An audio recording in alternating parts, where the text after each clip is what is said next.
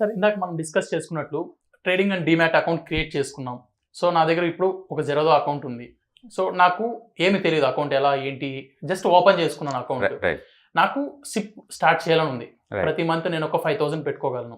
ఒక మంచి కంపెనీ చూసుకుంటాను, సమ్ మీలాంటి అనలిస్ట్ దగ్గర కావచ్చు, సమ్ కనుక్కుంటాను ఒక మంచి కంపెనీ. కానీ యాప్లో నా అంతటా నేను ఎలా ఇన్వెస్ట్ చేసుకోవాలి, అంటే మంత్లీ వెళ్ళి, అంటే ప్రొసీజర్ ఏముంటుంది యాప్లో? బేసికల్గా ఎస్ఐపి అనేది సిస్టమాటిక్ ఇన్వెస్ట్మెంట్ ప్లానింగ్ అండి.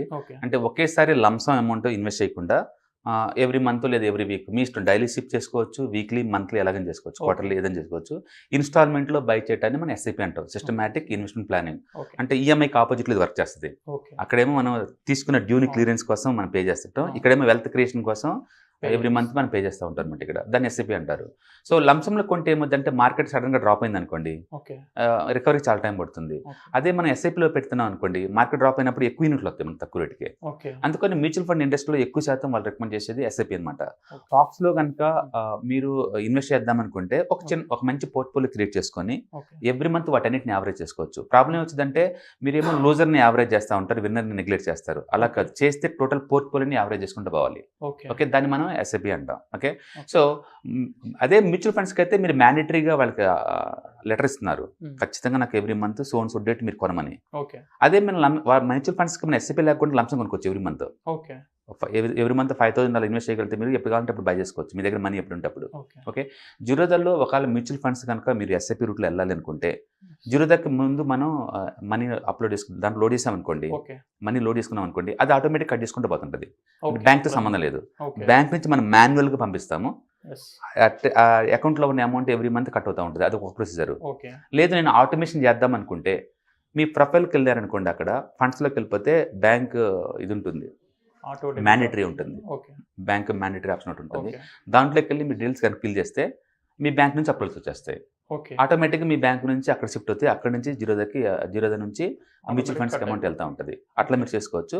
లేదు నా బ్యాంక్ నుంచి నేను ఆధారేసి నాకు వద్దు అనుకుంటే, మీరే మాన్యువల్గా బ్యాంక్ నుంచి మీ జీరోదాకి మనీ ట్రాన్స్ఫర్ యాడ్ చేసుకోండి. అది అప్పుడు ఎవ్రీ మంత్ డిడక్ట్ చేసుకుంటూ పోతుంటుంది. ఈ 2 ఆప్షన్స్ వాడచ్చు.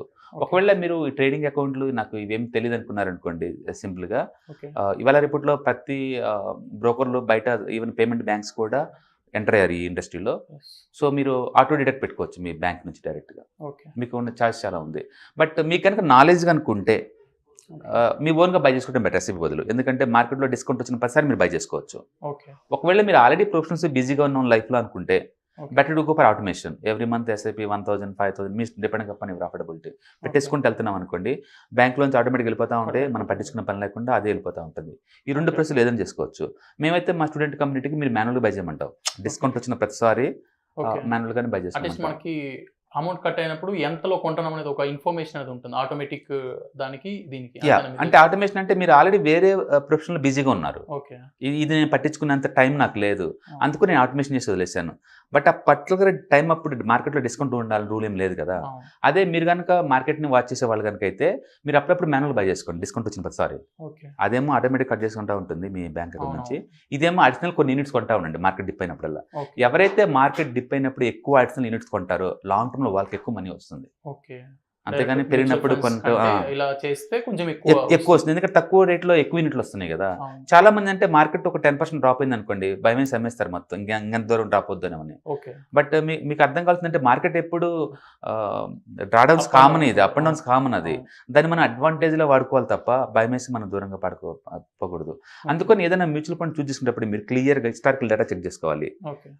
యావరేజ్ మీద కాంపౌండ్ రిటర్న్స్ ఎంత వస్తున్నాయి, ఎవ్రీ ఇయర్ కన్సిస్టెన్సీ రిటర్న్స్ ఎంత వస్తుందని చూసుకున్నారనుకోండి మీకు క్లారిటీ వస్తుంది. అందుకని మేము మ్యూచువల్ ఫండ్స్ దగ్గర 10,000 ఉన్నాయి ఇండియాలో. ఎయిమ్స్ కంపెనీస్ 50 దాకా ఉన్నాయి.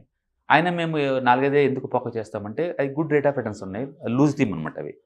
అంటే ఇప్పుడు ఆ 4-5 కంపెనీస్ ఏవి గుడ్ రిటర్న్స్ ఇచ్చేది నేను స్టార్ట్ చేయాలనుకునేది? సో బేసికల్గా ఐటీ ఇండస్ట్రీ చాలా హాట్ అండి ఇప్పుడు.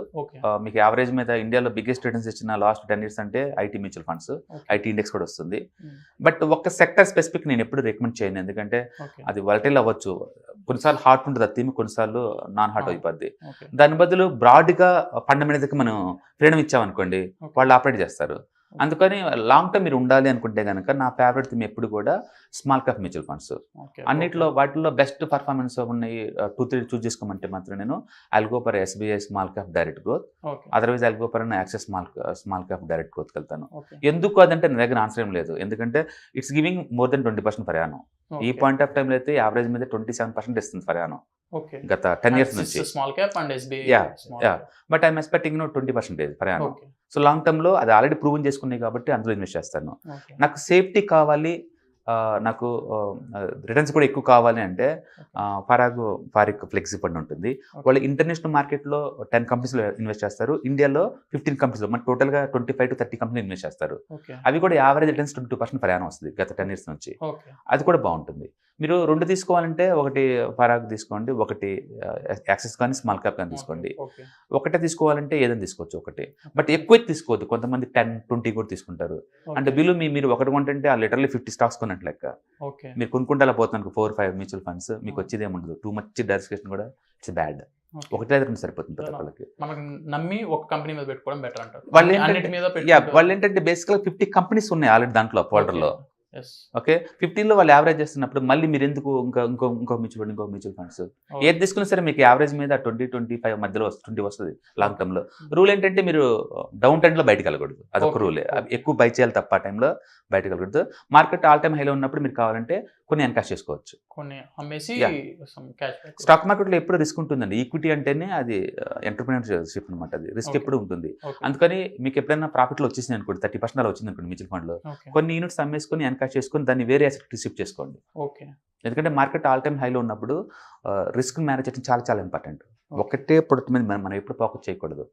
అందుకని మేము మా స్టూడెంట్ కమ్యూనిటీకి ఏంటంటే కొంతమంది ఈటీఎఫ్స్లో, కొన్ని మ్యూచువల్ ఫండ్స్లో, కొన్ని స్టాక్స్, కొన్ని ఇలా మనం డైవర్సిఫై చేస్తాం.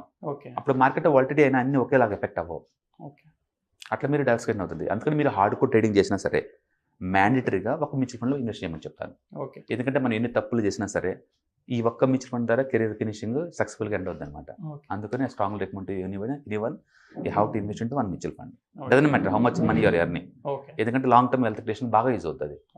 But don't expect more then 25, అది అందుకని దాటది ఎట్టి పరిస్థితుల్లో. ఓకే, ఈటీఎఫ్స్ అనుకోండి, ఈటీఎఫ్ ఇంకా చాలా ఎక్కువ వస్తుంది. ఈటీఎఫ్లో పొజిషన్ ట్రేడింగ్ చేయడం ద్వారా. మ్యూచువల్ ఫండ్ ఏంటంటే 1 year లో క్లోజ్ చేస్తే మీకు 1% ఎగ్జిట్ లోడ్ వేస్తారు పెనాల్టీ కింద. అందుకని 1 year లోపు మీరు దాన్ని క్లోజ్ చేయడం కష్టం అనమాట. 1% వదిలేసుకోవాలి మీరు. ఈటీఎఫ్లో అలాంటి హెడేక్ ఏం లేదు. అందుకని మనం anybody can trade and investment program లో మనం ఈటీఎఫ్ చూస్ చేసుకున్నాం. ఏంటంటే you can save the 1%. So friends చూసారు కదా, అసలు trading account and demat account జెరోదాలో మనం అసలు సిప్ స్టార్ట్ చేయాలి ఎలా అనే ప్రొసీజర్లో చాలా సిప్తో పాటు ఇంకా చాలా వాల్యుబుల్ ఇన్ఫర్మేషన్ వచ్చిందనమాట. ఏ కంపెనీస్ మీద ఇన్వెస్ట్ చేయాలి అనేది కూడా ఇన్ఫర్మేషన్ వచ్చింది. థ్యాంక్స్ ఫర్ వాచింగ్, అండ్ ఈ valuable information me friends and ఫ్యామిలీతో షేర్ చేసుకోండి. Thanks for watching. నెక్స్ట్ వీడియోతో మళ్ళీ కలుద్దాం.